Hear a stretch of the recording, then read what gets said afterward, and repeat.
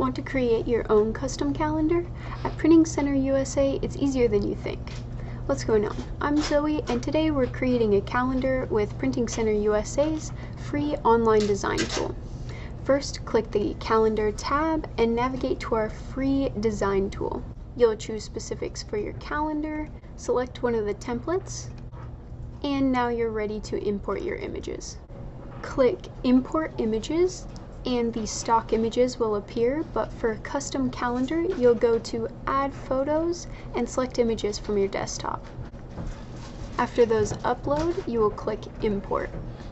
From here, you will grab your image to click and drag it onto your calendar. After you add a photo to the calendar, you can rearrange or resize the photos, then add captions or special dates to make it unique. Once you've uploaded all your images, you can click Preview to view your new calendar.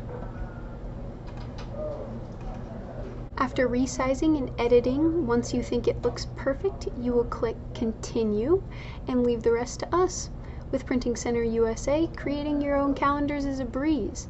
And with a custom calendar, your brand gets daily exposure 365 days a year. Start designing your calendar today, and for more information and other amazing products, visit our website and follow us on social media. Thanks for watching.